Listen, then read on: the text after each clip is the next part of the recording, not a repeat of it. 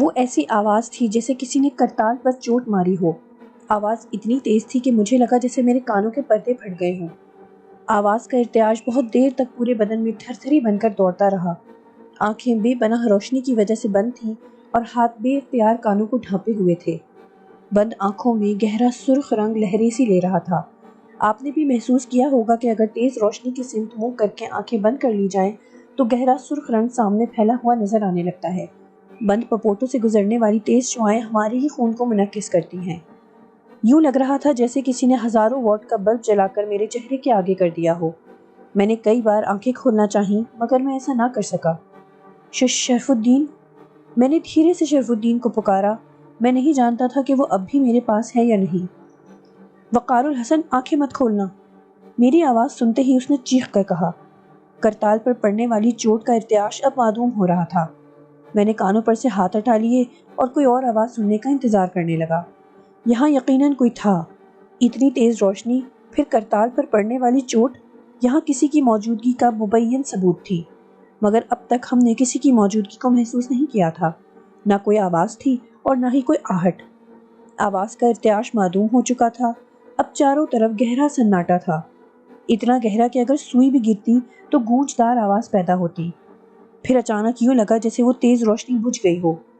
اتنا گہرا اندھیرا پھیلا کہ میں نے گھبرا کر آنکھیں کھول دی۔ میری آنکھوں کے سامنے سنہرے اور لال دھبے سے ناچنے لگے۔ میں نے بے آواز قدموں سے پیچھے کی طرف سرکنا شروع کر دیا۔ اچانک میں کسی سے ٹکرا گیا۔ بے ساختہ میرے منہ سے چیخ نکلی، ساتھ ہی شرف الدین کی چیخ کی بھی آواز سنائی دی۔ ہم دونوں ایک دوسرے سے ٹکرائے تھے۔ میرے ہاتھ پاؤں ٹھنڈے ہو گئے۔ میں نے شرف الدین کو مضبوطی سے تھام لیا۔ باہر نکلو، پیچھے پیچھے سرکو، میں نے آنکھیں پاڑتے ہوئے کہا۔ ہمیں کچھ نظر نہیں آ رہا تھا۔ ہم دونوں ایک دوسرے کا ہاتھ تھامے پیچھے سرکنے لگے۔ یہ مجھے یقین تھا کہ جب میں کمرے میں لڑکھڑاتا ہوا داخل ہوا تھا تو شاید 3 یا 4 قدم ہی آگے بڑھا تھا۔ اس حساب سے میں پیچھے سرک کر دروازے تک پہنچنا چاہتا تھا، مگر ہم الٹے قدموں کافی دور تک آ گئے، پر نہ دروازہ ملا نہ دیوار۔ یوں لگ رہا تھا جیسے ہم کسی لمبی اور تنگ سرنگ میں چلے جا رہے ہیں۔ وقار الحسن، ہم شاید غلط آ گئے ہیں، اس طرف چلو۔ ٹکرانے کی وجہ سے شاید ہمارے رخ تبدیل ہو گئے ہیں۔ دروازہ تو بالکل پیچھے تھا۔ شرف الدین کی آواز میں کپکپاہٹ تھی، شاید وہ خوفزدہ تھا۔ شرف الدین، تمہارے پاس ٹارچ تھی نا؟ ہاں تھی تو کہاں گئی؟ وہ خود کلامی کسی انداز سے بولا۔ شاید وہ ٹارچ کو جیب میں تلاش کر رہا تھا۔ اس نے اپنا ہاتھ چھڑا لیا تھا۔ میں چند لمحے ساکت کھڑا رہا۔ مل گئی؟ میں نے پوچھا۔ نہیں، جیب میں تو نہیں ہے، مگر جیب میں تو نہیں رکھی تھی، وہ تو میرے ہاتھ میں تھی۔ اس کی آواز آئی۔ گر تو نہیں گئی؟ ممکن ہے، جب تم چیخے تھے اس وقت میں اچھل پڑا تھا اور تمہاری طرف لپکا تھا، شاید اس وقت۔ دروازہ کہاں ہے؟ میں نے اندھیرے میں چاروں طرف ہاتھ پھیلاتے ہوئے پوچھا۔ پتہ نہیں، مجھے تو لگتا ہے ہم غلط سمت میں ڈھونڈ رہے ہیں۔ وقار الحسن، تم کہاں ہو؟ میرا ہاتھ پکڑ لو۔ شرف الدین شاید میرے قریب آ گیا تھا۔ اس کی آواز میرے قریب سے آ رہی تھی۔ میں نے چاروں جانب ہاتھ بڑھائے، اندھیرے میں ٹٹولتا ہوا چاروں طرف شرف الدین کو ڈھونڈتا رہا۔ ہم دونوں باتیں کرتے جا رہے تھے تاکہ آواز ہی کی وجہ سے سمت کا اندازہ لگا سکیں، مگر اس وقت میں نے بڑی عجیب سی بات محسوس کی۔ جب میں نے ہاتھ پاؤں چلانے کے بعد آواز سے سمت کا اندازہ لگانا چاہا تو یوں لگا جیسے شرف الدین کی آواز کہیں اوپر سے آ رہی ہے اور چاروں طرف پھیل رہی ہے۔ لمحہ بھر کو میں خوفزدہ ہو گیا۔ مجھے محسوس ہوا کہ میں کسی گہرے کنویں میں ہوں، گہرے اور تنگ کنویں میں۔ میں کافی دیر تک کچھ نہ بولا۔ میں نہیں چاہتا تھا کہ شرف الدین میرے لہجے سے کسی قسم کا خوف محسوس کرے، البتہ وہ مسلسل بول رہا تھا۔ شاید اس طرح وہ خوف کی جکڑ لینے والی کیفیت سے بچنا چاہتا تھا۔ کچھ دیر بعد میں نے محسوس کیا کہ میں اب بہتر ہوں۔ تب میں بولا، شرف الدین، کیا اس سے پہلے تم یہاں آئے ہو؟ ہاں، مگر یہاں اندر نہیں آیا تھا۔ یار، کسی طرح سے یہاں سے نکلنے کی سبیل کرو۔ میں نے فیصلہ کر لیا ہے کہ میں یہاں سے جاتے ہی امروہہ چلا جاؤں گا۔ ابا کے پہلو میں بیٹھا رہنا یہاں کی خوفناک صورتحال سے کہیں بہتر ہے۔ وہ جو کچھ بھی کہیں گے میں وہی کروں گا۔ میں سمجھوں گا کہ میں اب سے پہلے پیدا ہی نہیں ہوا تھا۔ وہ پتہ نہیں کیا کیا کہہ رہا تھا۔ میری ہنسی چھوٹ گئی۔ یعنی تم مجھے ان حالات میں تنہا چھوڑ دو گے؟ ہاں یار، اب میں اس سے زیادہ تمہارے لیے کچھ نہیں کر سکتا۔ تم تو جہاں جاتے ہو اپنے پیچھے روحوں اور بھوتوں کو لگا لیتے ہو، یہ بھی کوئی شرافت ہے؟ چلو ٹھیک ہے، میں نے ہنستے ہوئے کہا۔ مگر تم ہو کہاں یار، اور تم ہنس کیسے رہے ہو؟ وہ کچھ حیران ہو کر بولا، اس لیے کہ ہم صرف اندھیرے کمرے میں بند ہو گئے ہیں اور ہمیں دروازہ ضرور مل جائے گا۔ نہ ملا تو یہی ہوگا نا کہ ہم رات بھر یہاں بھٹکتے رہیں گے۔ مگر صبح ہوتے ہی ہمیں دروازہ بھی نظر آ جائے گا اور باہر بھی نکل سکیں گے۔ اس چکر میں مت رہنا۔ مجھے یقین تھا کہ ایسا کہتے ہوئے اس نے عورتوں کی طرح ہاتھ ضرور نچایا ہوگا۔ ہم اس کمرے سے باہر تھے تو یہاں کی تیز روشنی کسی بھی جھرری سے باہر دکھائی نہیں دی تھی، حالانکہ یہاں کس قدر تیز روشنی تھی، یاد ہے کچھ؟ اس کی بات سن کر میں بے ساختہ چونک اٹھا۔ وہ واقعی جینیس تھا، بڑی باریک باتیں بھی اس کے ذہن میں محفوظ ہو جاتی تھی۔ اس بات پر میں نے سوچا کہ ہم اس کمرے کے باہر شرف الدین کی ٹارچ کی روشنی میں گھوم رہے تھے، ورنہ وہاں خوب اندھیرا تھا۔ اس کا مطلب یہ ہوا کہ باہر کی روشنی بھی اندر نہیں پہنچ پائے گی۔ شاید اس کمرے میں کوئی روزن، کوئی کھڑکی یا کوئی جھرری ایسی نہ تھی جہاں سے روشنی یا ہوا کا گزر ہوتا۔ میری کنپٹیوں سے پسینے کی لکیر سے بہہ کر تھوڑی تک آ گئی۔ شرف الدین، ہمیں فرش پر بیٹھ کر ایک دوسرے کو تلاش کرنا چاہیے۔ تم میری آواز سے سمت کا اندازہ لگا کر میرے قریب آنے کی کوشش کرو۔ یہ کہہ کر میں بیٹھ گیا۔ میں نے اس سے باتیں کرنا شروع کر دی۔ میں کہہ رہا تھا، وہ جو بھی ہے ہمیں نقصان نہیں پہنچانا چاہتا۔ اگر اس کا ایسا کوئی مقصد ہوتا تو اب تک ہم ضرور سلامت نہ ہوتے۔ تمہارا کیا خیال ہے؟ ہمیں یہاں آئے 10 منٹ تو گزر ہی گئے ہوں گے نا؟ اور یہاں کوئی ہے ضرور۔ وقار الحسن، کیا تم سیڑھیاں بھی اترے ہو؟ تمہاری آواز کہیں نیچے سے آ رہی ہے۔ یار اب مجھے ڈر لگ رہا ہے۔ ممکن ہے وہ جو بھی ہے ہمیں نقصان نہ پہنچائے، مگر یہ بھی تو ہو سکتا ہے کہ میں دکھائی نہ دینے والی سیڑھیوں سے لڑکتا ہوا نیچے جا پڑوں اور اپنی ہڈی پسلی توڑوا بیٹھوں۔ وہ روحان سی آواز میں کہہ رہا تھا۔ اس کی بات سن کر میں پھر دہشت زدہ ہو گیا۔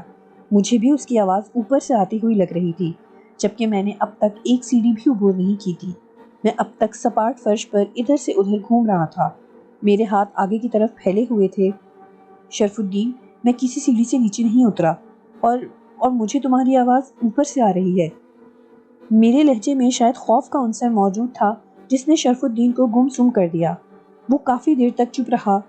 مجھے اس اندھیرے میں سناٹے سے وحشت ہونے لگی۔ شرف الدین، با آواز بلند سورہ ناس پڑھو۔ بے اختیار میرے منہ سے نکلا اور میں نے شرف الدین نے سورہ ناس با آواز بلند پڑھنا شروع کر دی۔ نہ معلوم اس بات کا خیال مجھے پہلے کیوں نہیں آیا تھا، بلکہ اب بھی یوں لگا جیسے یہ میں نہ بولا ہوں بلکہ میرے اندر سے کوئی اور بولا ہو۔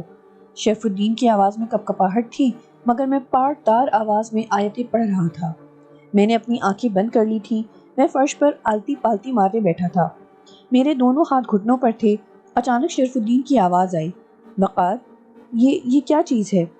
میں نے چونک کر آنکھیں کھول دی، اور آنکھیں کھلتے ہی روشنی کی چند باریک کرنیں نظر آئیں۔ یوں لگا جیسے کوئی چھوٹی سی چیز چمک رہی ہے۔ یہ چیز میرے بالکل قریب تھی۔ میں نے جو ہی ہاتھ ہلایا وہ چمکدار چیز بھی ہل گئی۔ اس وقت مجھے پتا چلا کہ چمکنے والی چیز دراصل میری اس انگوٹھی کا فیروزہ ہے۔ یہ وہی انگوٹھی تھی جو مجھے سبز گنبد والی مسجد سے ملی تھی۔ میں حیران ہو کر اپنے ہاتھ کو دیکھنے لگا۔ فیروزے کی روشنی آہستہ آہستہ بڑھتی جا رہی تھی۔ میں نے ہاتھ اوپر اٹھا کر آنکھوں سے قریب کر لیا۔ اب اس کی ہلکی نیلی روشنی میں مجھے اپنا ہاتھ صاف دکھائی دے رہا تھا۔ میں فرتے جذبات سے کھڑا ہو گیا۔ شرف الدین، یہ میری انگوٹھی کا نگینہ ہے۔ پھر میں نے اسے بتایا کہ یہ انگوٹھی مجھے کہاں سے اور کن حالات میں ملی تھی۔ وہ میرے قریب آ گیا تھا۔ میں نے محسوس کیا کہ اس سے قبل جو اس کی آواز دور اور اوپر سے آتی محسوس ہو رہی تھی، وہ کیفیت بھی ختم ہو چکی تھی۔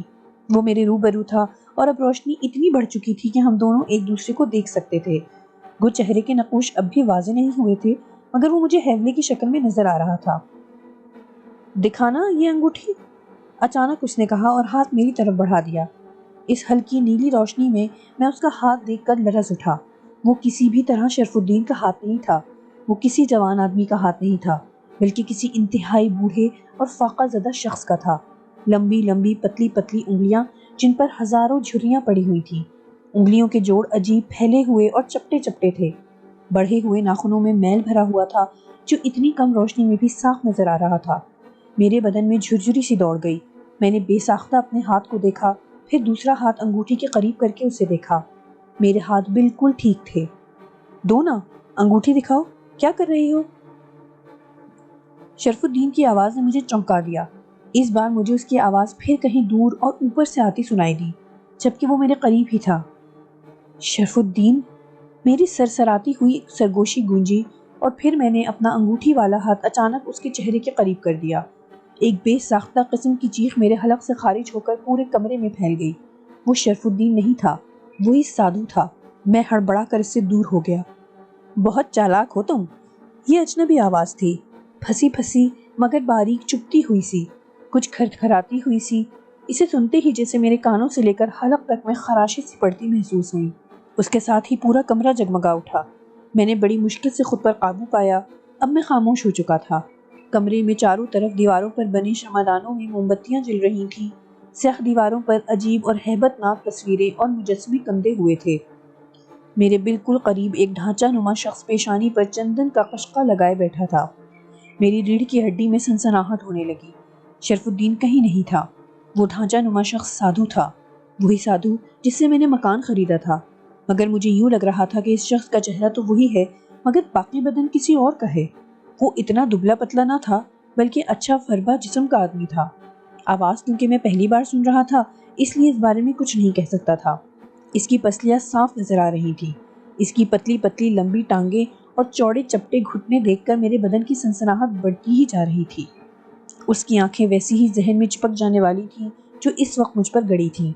نامعلوم کیوں میرا جی چاہا کہ وہ پلک نہ جھپکے، شاید اس لیے کہ اس کی پلک جھپکنے پر ایسی کیفیت کا شکار رہ چکا تھا جو میرے لیے بے پناہ تکلیف دہ تھی۔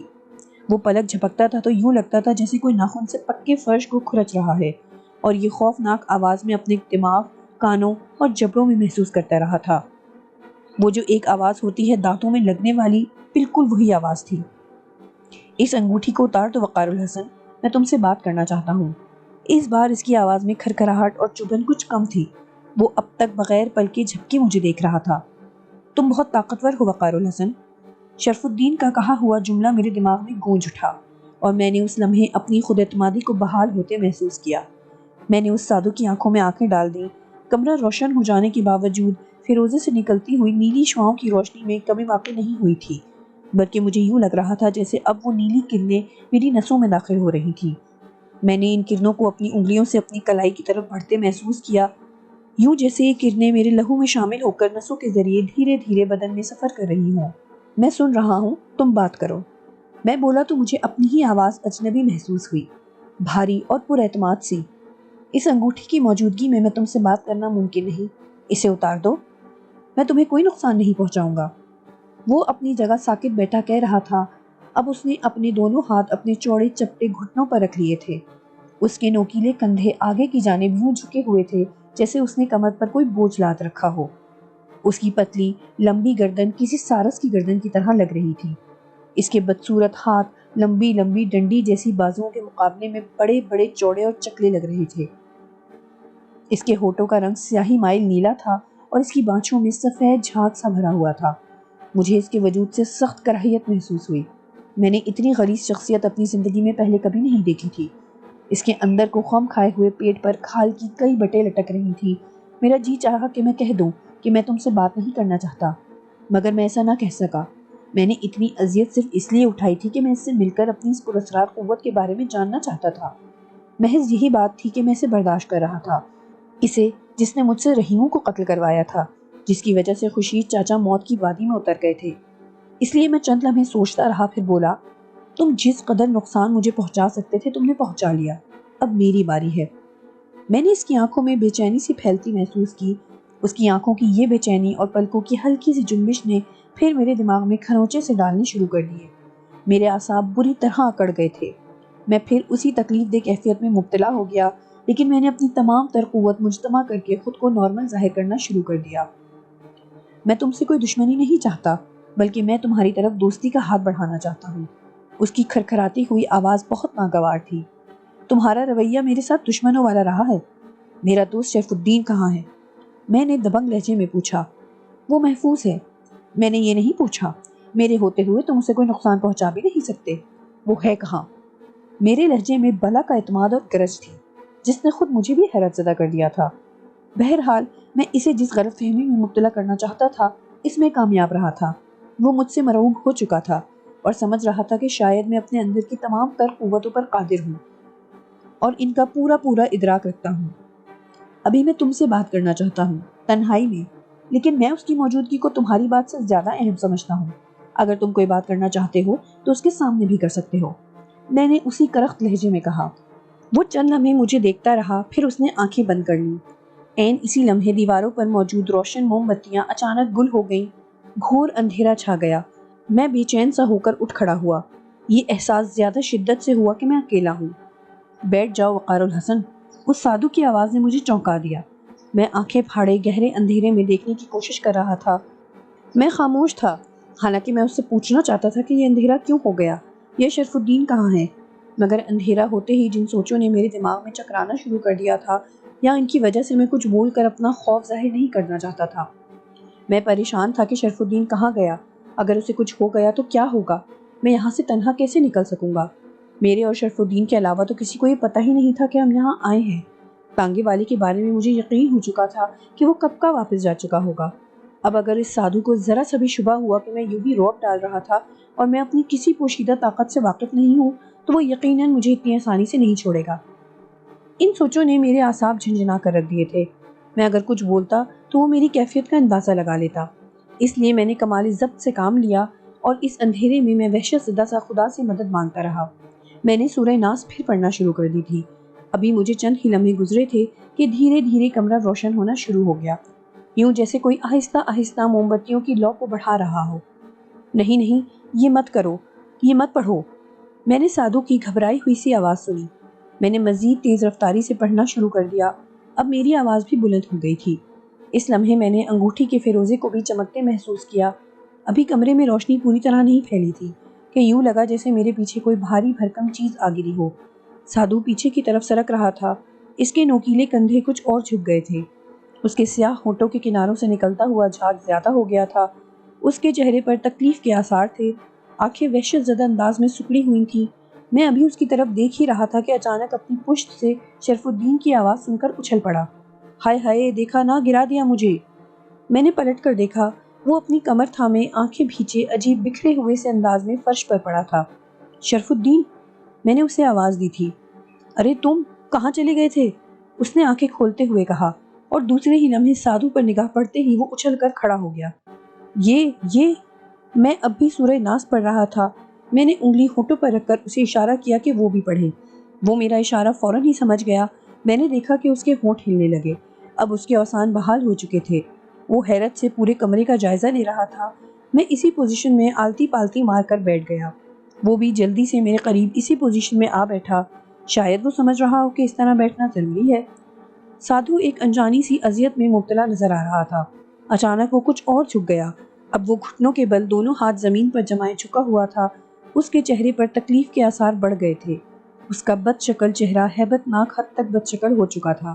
اب کمرہ پوری طرح روشن تھا۔ میں اور شرف الدین اس کے بالکل سامنے بیٹھے تھے۔ وہ یوں جھکتا چلا جا رہا تھا جیسے کوئی اس کی کمر پر بوجھ لاد رہا ہو اور اسے بڑھاتا چلا جا رہا ہو۔ اس کی سانس بری طرح پھول چکی تھی۔ میں اور شرف الدین اسے حیرت سے دیکھ رہے تھے۔ اچانک اس نے اپنا ہاتھ ہماری طرف بڑھایا اور چلایا، نہیں نہیں کرو، بس کرو۔ یوں لگا جیسے اس کا دم گھٹ رہا ہو۔ عین اس لمحے اس کی گدی پر خون کی باریک لکیریں سی بہتی نظر آئیں۔ خون کے قطرے زمین پر گرتے تو یوں چھن کی سی آواز آتی جیسے کسی نے جلتے توے پر پانی کی بوندیں ٹپکا دی ہوں۔ میں اور شرف الدین آنکھیں پھاڑے اس کی طرف دیکھ رہے تھے۔ اس وقت تو مجھے یوں لگا جیسے میں خوف سے چیخ اٹھوں گا۔ وہ منظر میں زندگی بھر نہیں بھلا سکتا۔ میں نے اتنا خوفناک بچھو نہ کبھی دیکھا تھا اور نہ اس قسم کے بچھو کے بارے میں کبھی کچھ پڑھا یا سنا تھا۔ ہاں، وہ ایک بہت بڑا ہاتھ بھر جتنا سیاہ بچھو تھا۔ اس کی گول گول آنکھیں ہم پر جمی ہوئی تھیں۔ وہ سادھو کی گردن میں گدی پر چمٹا ہوا تھا۔ میں یہ دیکھ کر حیرت زدہ رہ گیا کہ اس بچھو نے کسی کیکڑے کی طرح سادھو کی گدی میں اپنے پاؤں گاڑے ہوئے تھے۔ خون کی باریک لکیریں انہی جگہوں سے بہہ رہی تھیں جہاں اس نے پاؤں گاڑے رکھے تھے۔ اس کا سیاہ خوفناک ڈنک اوپر کو مڑا ہوا تھا اور وہ ہر پل سادھو کی گدی میں ڈنک مار رہا تھا۔ اب میں سمجھ گیا کہ سادھو کس اذیت میں مبتلا ہے۔ شرف الدین گم سم کسی بت کی طرح بیٹھا تھا۔ شاید وہ سورۃ الناس پڑھنا بھی بھول گیا تھا۔ وہ ٹکٹکی باندھے سادھو کو زمین پر جھکتے دیکھ رہا تھا۔ شرف الدین پڑھتے رہو، میں نے چلا کر کہا۔ اس لمحے مجھے محسوس ہوا کہ میرا پورا بدن پسینے سے شرابور ہے۔ شرف الدین کو یہ کہتے ہی میں نے پھر سورت پڑھنا شروع کر دی۔ میں نے چاروں طرف نگاہ دوڑا کر دروازہ تلاش کرنا چاہا، مگر مجھے دیکھ کر حیرت ہوئی کہ یہاں کسی دیوار میں کوئی دروازہ یا کھڑکی نہیں تھی۔ اب شرف الدین بھی با آواز بلند سورۃ الناس پڑھ رہا تھا اور غیر محسوس انداز میں پیچھے سرکتا جا رہا تھا۔ تم اس اذیت سے بچنا چاہتے ہو تو اس کا ایک ہی طریقہ ہے کہ ہم یہاں سے چلے جائیں۔ اچانک میں نے کہا۔ میں خود اس منظر سے دہشت زدہ ہو چکا تھا۔ میں نے خود پر بمشکل قابو پا کر اپنے لہجے کو مضبوط بنا کر کہا تھا۔ اچانک دیوار کا کچھ حصہ جیسے ہوا میں تحلیل ہو گیا۔ یہ دیکھ کر میری جان میں جان آئی کہ وہاں اتنا خلا ہو گیا تھا کہ ہم بآسانی اس قید خانے سے نکل سکتے تھے۔ شرف الدین بڑی تیزی سے اس کھلے ہوئے حصے کی طرف بڑھا۔ میں سادھو پر نگاہیں گاڑے آہستہ آہستہ دروازے کی جانب سرکنے لگا۔ اور غور سے سن لو، تم نے اب اگر مجھے نقصان پہنچانے کی غلطی کی تو اس سے زیادہ اذیت میں بھی مبتلا ہو سکتے ہو۔ رحیموں کو تم نے جن حالات میں میرے ہاتھوں قتل کروایا، اب وہ حالات نہیں ہیں۔ تم نے اندھیرے میں مجھ پر وار کیا تھا، میں نے کڑک کر کہا، مگر اب میری آنکھیں کھل چکی ہیں، اب میں تمہارے ہر وار کو روکنے کی طاقت رکھتا ہوں۔ وہ انکار میں سر ہلاتا رہا، مگر جھاگ بھرے منہ سے کوئی لفظ نہ نکل سکا۔ میں نے اتنا ہی غنیمت جانا اور دروازے کی جانب سرکنے کی رفتار تیز کر دی۔ شرف الدین دروازے تک پہنچ چکا تھا۔ نامعلوم میرے دماغ میں کیا آیا، میں نے ایک دم آیت الکرسی پڑھنا شروع کر دی اور پھر خود پر اور شرف الدین پر پھونک مار کر باہر نکل گیا۔ جس وقت میں باہر نکل رہا تھا اس وقت وہ سادھو اذیت سے چیخنے لگا تھا۔ اس کے منہ میں بھرا جھاگ اب زمین پر گر رہا تھا، اس کی خوفناک آنکھیں ابلتی جا رہی تھیں، رنگ نیلا پڑ چکا تھا۔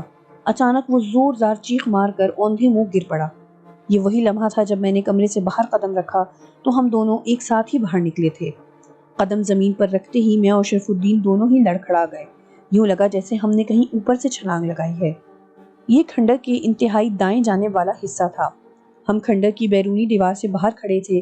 ہماری بائیں جانب کیچڑ اور پانی سے دلدل سی بنی ہوئی تھی اور اس کیچڑ میں بلبلے سے پھوٹ رہے تھے۔ دروازہ نما وہ خلا ختم ہو چکا تھا۔ دیوار اور اس دلدل کے درمیان صرف اتنی جگہ تھی کہ اگر ہم ذرا سی بے احتیاطی برتتے تو سیدھے دلدل میں جا گرتے۔ کھنڈر کی سیاہ دیوار بالکل سپاٹ تھی، وہاں ایسی کوئی جگہ نہ تھی جسے پکڑ کر ہم سہارا لیتے۔ بہرحال ہم جس مصیبت سے نکل آئے تھے اس کے مقابلے میں صورتحال لاکھ درجے بہتر تھی۔ اندھیرا تو یہاں بھی تھا، مگر ایسا نہ تھا کہ ہم دیکھ نہ پاتے۔ میں نے شرف الدین سے کہا کہ وہ بہت احتیاط سے دیوار پر ہاتھ جما کر دائیں جانب بڑھے۔ اس طرف کچھ دور جا کر دلدل دیوار سے دور ہو گئی تھی، وہاں ہم بآسانی چل سکتے تھے۔ پھر ہم دونوں نے دیوار کی جانب منہ کر کے ہاتھوں کو دیوار پر جما کر آگے بڑھنا شروع کر دیا۔ یہ تھوڑا سا فاصلہ عبور کرنے میں ہمارے پسینے چھوٹ گئے۔ ہر لمحہ یوں لگتا تھا جیسے ہمارے پاؤں پیچھے کی جانب پھسل رہے ہوں۔ قدرے کھلے حصے میں آ کر میں بے دم سا ہو کر زمین پر بیٹھ گیا۔ پھر میں نے چاروں جانب نگاہ دوڑائی۔ سرکنڈوں کی جھاڑیوں کی شکل میں ابھی ایک اور عذاب ہمارے سامنے تھا۔ اس راستے کے علاوہ ہمیں دوسرے راستے کا علم ہی نہ تھا، نہ میں کسی اور راستے پر جا کر مزید رسک لینا چاہتا تھا، سو ہم نے پھر اس جنگل سے گزرنے کا فیصلہ کر لیا۔ کچھ دیر سانس لینے کے بعد ہم نے ان سرکنڈوں کی طرف قدم بڑھا دیے۔ میں نہیں جانتا کہ ہم کیسے اور کب ان سرکنڈوں کے جنگل سے نکلے۔ ہم دونوں بالکل خاموش تھے اور ہماری تمام تر توجہ اس مندر کی طرف تھی جس کے احاطے کی ٹوٹی ہوئی دیوار سے ہم اس طرف آئے تھے۔ کافی دیر بعد جب ہم اس احاطے کی دیوار کے قریب پہنچ گئے تب میں نے سر اٹھا کر آسمان کی طرف دیکھ کر اپنے رب کا لاکھ شکریہ ادا کیا۔ ہم جب سے اس کھنڈر سے نکلے تھے ہم نے پلٹ کر اس جانب نہیں دیکھا تھا۔ اب میں نے پلٹ کر دیکھنا چاہا تو درمیان میں سرکنڈوں کا گھنا جنگل حائل تھا، مجھے کچھ بھی نظر نہ آیا۔ بہرحال ہم نے دوسرے ہی لمحے وہ احاطہ عبور کر لیا۔ اب ہم پھر مندر اور اس سیاہ دیوار کے درمیان سے گزرتے ہوئے مندر کے سامنے والے حصے کی طرف آ گئے۔ اچانک ہنسی اور پائل کی آوازیں ہمارے چاروں طرف پھیل گئی۔ میں اور شرف الدین بھونچکے ہو کر مندر کے دروازے کی طرف دیکھنے لگے۔ وہاں سے وہی عورتیں باہر آ رہی تھیں جنہیں ہم نے رات مندر میں داخل ہوتے دیکھا تھا۔ ان کے ہاتھوں میں جلتی ہوئی موم بتیاں تھیں جن کی روشنی میں ان سب کے چہرے چاند کی طرح چمک رہے تھے۔ یہ سب ابھی تک یہیں تھی؟ میں نے شرف الدین سے پوچھا۔ کیا رات بھر یہاں؟ نہیں، یہاں رات بھر ٹھہرنے کی اجازت نہیں ہے۔ یہ مندر رات 10 بجے سے پہلے ہی ویران ہو جاتا ہے، کیونکہ کہتے ہیں کہ اس مندر کی دیوی رات 10 بجے کے بعد اپنی بھیٹ قبول کرتی ہے۔ جس عورت یا لڑکی کی دی ہوئی بھیٹ قبول ہو جاتی ہے اس کے ڈالے ہوئے گیندے کے پھول کھلے رہتے ہیں، اور جس کی بھیٹ قبول نہیں ہوتی اس کے پھول مرجھا جاتے ہیں۔ یہ لڑکیاں صبح اپنی بھیٹ کے بارے میں جاننے کے لیے آتی ہیں، لیکن سورج نکلنے کے بعد ہی وہ یہاں آتی ہیں۔ اگر ایسا ضروری ہوتا تو وہ سورج نکلنے کے بعد ہی آتی، ابھی تو سورج نہیں نکلا، میں نے حیرت سے کہا۔ میں نے محسوس کیا کہ شرف الدین بھونچکا کھڑا ایک طرف دیکھ رہا تھا۔ میں نے اس کی نگاہوں کا تعاقب کیا تو میں بھی خود حیران رہ گیا۔ ایک جانب تانگے کھڑے تھے جن کی طرف وہ لڑکیاں جا رہی تھیں۔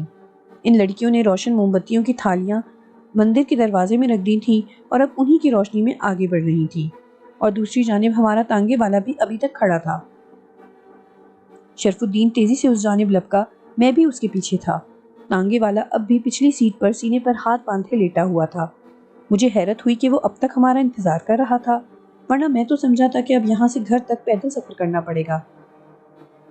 اے بھائی صاحب، شرف الدین نے اس کا کاندھا ہلایا۔ وہ ہڑبڑا کر اٹھ بیٹھا۔ ہاں ہاں، کیا ہے؟ او آپ لوگ ہاں؟ اس نے جلدی سے اترتے ہوئے اور اپنا چوکھانے والا کپڑا اٹھاتے ہوئے کہا، اتنی جلدی کائے کو آ گئے؟ ہم تو سمجھے تھے گھنٹہ بھر سے زیادہ ہی لگے گا۔ اس نے چوکھانے والے کپڑے کو سر پر باندھتے ہوئے کہا، پھر ہنسی کی آواز پر لڑکیوں کو دیکھتے ہوئے مانے خیز انداز میں مسکرایا۔ اچھا تو یوں آ گئے آپ لوگاں جلدی؟ ورنہ تو… میں اور شرف الدین حیرت کے سمندر میں گویا ڈبکیاں کھا رہے تھے۔ جس قسم کی باتیں وہ کر رہا تھا اس سے لگتا تھا کہ ہم نے جانے اور واپس آنے میں دیر نہیں کی ہے، اور ہمارا خیال تھا کہ ہم تقریباً ساری رات گزار کر آ رہے ہیں۔ گھنٹہ ڈیڑھ گھنٹہ تو ہمیں سرکنڈوں کا جنگل عبور کرنے میں ہی لگ گیا تھا۔ پھر ان کھنڈرات میں بھی کافی سے زیادہ وقت ہم اذیت سے دوچار رہے تھے۔ واپسی پر بھی اتنا ہی وقت لگا تھا جتنا جانے میں لگا تھا۔ ہم نے تو سوچا تھا چلو نیند کا ایک جھونکا لے لیں گے۔ وہ بھی اب بڑبڑا رہا تھا، سویرے نکلتے ہیں نا اس لیے تھک جاتے ہیں، یوں دوپہر میں قیلولہ کر لیتے ہیں، مگر اب ہڈیاں دھوپ میں پھر پھر کر گل گئی ہیں نا، جلدی نہ لیٹیں تو صبح جوڑ جگہ پر بیٹھتے ہی نہیں، کڑکڑا جاتی ہیں ہڈیاں۔ بابو ہمیں کتنی دیر ہوئی ہوگی؟ شرف الدین نے تانگے میں بیٹھتے ہوئے پوچھا۔ پتہ نہیں، گھڑی تو ہمارے پاس ہے نہیں، بس جھپکی لی تھی، مشکل سے آدھا گھنٹہ لگا لو، چند کھڑی ادھر ادھر ہوگی بس۔ یہ کہہ کر اس نے چابک گھمایا اور منہ سے ٹک ٹک کی آوازیں نکالنے لگا۔ اس کا جواب سن کر میں اور شرف الدین ایک دوسرے کو حیرت سے دیکھنے لگے۔ یہ بات ہماری سمجھ میں نہیں آئی تھی۔ مجھے خیال ہوا کہ اس نے جھپکی نہ لی ہوگی، نیند بھر کر سویا ہوگا۔ ہم کیونکہ جلدی آنے کا کہہ گئے تھے اس لیے اسے یہ خیال ہوا ہوگا۔ یہ سوچ کر میں نے شرف الدین کو خاموش رہنے کا اشارہ کیا۔ وہ تانگے والا بہت باتونی تھا، مسلسل کچھ نہ کچھ بولے جا رہا تھا، جبکہ میں خاموشی چاہتا تھا۔ آخر تھک ہار کر مجھے کہنا پڑا کہ وہ کچھ دیر کو خاموش ہو جائے۔ میری بات سن کر اس کا منہ بن گیا مگر وہ خاموش ہو گیا۔ ہمارے آگے ان عورتوں کے تانگے جا رہے تھے جو پرارتھنا کر کے لوٹ رہی تھیں۔ ان کی ہنسی، چوڑیوں کی کھنک اور پائل کی چھنک کے ساتھ ہی سنسان لمبی سیاہ سڑک پر گھوڑوں کی ٹاپوں کی آواز عجیب سا منظر تھا، سحر آ گئی سا۔ شہر کی روشنیوں کی جھلک دور سے اوپر پھیلی ہوئی تھی، اور جہاں یہ روشنیاں تھیں وہاں آسمان ہلکا روشن نظر آ رہا تھا۔ جس سڑک پر ہم جا رہے تھے وہاں دور دور بجلی کے کھمبے تھے، جن پر کہیں بلب تھے اور کہیں نہیں تھے۔ ہوا میں خنکی بھر چکی تھی۔ میں نے اس جانب نگاہ کی جہاں سے ہم آ رہے تھے۔ مندر کی سیاہ عمارت کسی دیو کی طرح نظر آ رہی تھی، جس کے چاروں طرف ایک ہولناک سکوت طاری تھا۔ کوئی سوچ بھی نہیں سکتا تھا کہ اس ہولناک سکوت کے پیچھے ہم نے کتنا اذیتناک وقت گزارا ہے۔ اس سادھو کی کھرکھراتی آواز، اس کی دماغ کو کھرچتی آنکھیں اور اس کا نیلا پڑتا ہوا چہرہ اب بھی میری نگاہوں میں تھا۔ جس وقت ہم نکلے ہیں اس وقت میں نے اس کی اتنی کرب انگیز چیخ سنی تھی کہ لگ رہا تھا وہ اب تک مر چکا ہوگا۔ مجھے شدید حیرت اس بچھو پر تھی۔ وہ یقیناً بچھو تھا، مگر اس کی ٹانگیں کسی کیکڑے کی طرح سادھو کے بدن میں گھسی ہوئی تھی، اور ویسے بھی میں نے اتنا بڑا بچھو پہلی بار دیکھا تھا۔ شاہ ولایت کے مزار پر میں بچھوؤں کو بہت غور سے دیکھ چکا تھا، وہاں بہت بڑے بچھو بھی تھے، مگر یہ بچھو تو چھوٹے کچھوے کے برابر کا تھا۔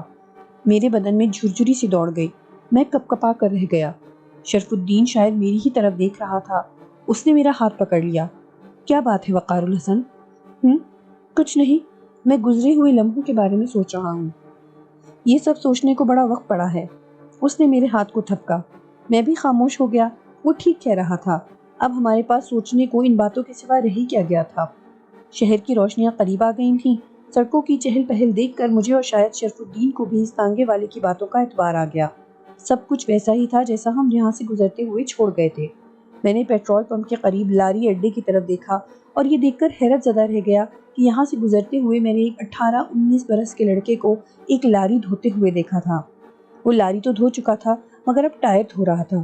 گویا یہ درست تھا کہ ہم آدھا گھنٹہ ہی گزار کر واپس آ گئے تھے۔ ہوٹل والا البتہ اپنی بینچیں اور چارپائیاں اٹھا رہا تھا، بالٹیاں اور بڑے بڑے بھگونے دھلے ہوئے الٹے رکھے تھے۔ وہ شاید ہوٹل بند کرنے کی تیاری کر رہا تھا۔ یہ سب دیکھنے کے بعد میں نے شرف الدین کی طرف دیکھا۔ اس کی نگاہیں بھی انہی اطراف پر تھیں اور چہرے پر الجھن کے ساتھ ساتھ گہری سوچ کے سائے تھے۔ کچھ دیر بعد ہم گھر کے دروازے پر پہنچ گئے۔ کرایہ ہم پہلے ہی دے چکے تھے۔ پھر بھی میں نے اتر کر ایک اٹھنی اور تانگے والے کے ہاتھ پر رکھ دی تو اس کی بانچیں کھل گئیں۔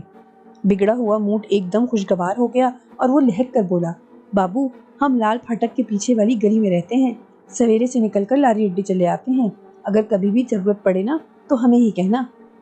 ٹھیک ہے، تمہارا نام کیا ہے؟ ہمارا نام تو خیر بہت لمبا ہے، پر سارے جاننے والے چھوٹے میاں کہتے ہیں۔ کسی سے بھی پوچھ لینا کہ چھوٹے میاں ٹانگے والے کہاں ہیں، بس ہم پلک جھپکتے ہی پہنچ جائیں گے۔ اس دوران میں دروازہ کھٹکھٹا چکا تھا۔ اس کی بات ختم ہوتے ہی بولا، ٹھیک ہے اب تم جاؤ۔ وہ ماتھے پر ہاتھ رکھتے ہوئے سلام کر کے آگے بڑھ گیا۔ وہ بے پناہ خوش تھا، شاید اسے پہلی بار ایسی سواری ملی تھی۔ میں اسے جاتے دیکھ کر مسکرا رہا تھا کہ دروازہ کھل گیا۔ سامنے تایا کھڑے تھے، ان کا چہرہ مرجھایا ہوا تھا، لگتا تھا جیسے وہ اب تک یاسیت کے اس حصار سے نہیں نکل پائے۔ میں نے اور شرف الدین نے انہیں سلام کیا اور وہ جواب دیتے ہوئے پلٹ گئے اور بولے، تمہاری اماں بتا رہی تھی کہ تم سنہرے بابا سے ملنے گئے ہو۔ جی تایا، ہم انہی سے ملنے گئے تھے، لیکن میری بجائے شرف الدین نے جواب دیا۔ وہ جانے آگے کیا کہنے والا تھا کہ میں نے اس کا ہاتھ دبا دیا۔ اس سے تو ڈر ہی لگتا تھا کہ جانے کب اس کی ذہنی رعب بہک جائے۔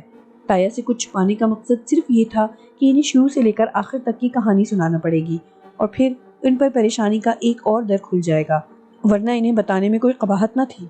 بڑی جلدی لوٹ آئے۔ اماں شاید ہماری آواز سن کر کمرے سے نکلی تھی۔ میں اور شرف الدین پھر چونک اٹھے۔ ہاں اماں ہمیں کتنی دیر ہوئی ہوگی یہاں سے گئے؟ گھنٹہ بھر یا شاید 1.5 گھنٹہ ہوا ہوگا۔ کیوں، کیا ہوا؟ اماں نے مجھے غور سے دیکھتے ہوئے پوچھا۔ کچھ نہیں، یہ شرف الدین مجھے بولائے دے رہا تھا کہ بہت دیر ہو گئی ہے، اماں ڈانٹیں گی۔ میں تو یہی کہہ رہا تھا کہ ہمیں زیادہ دیر نہیں ہوئی ہے۔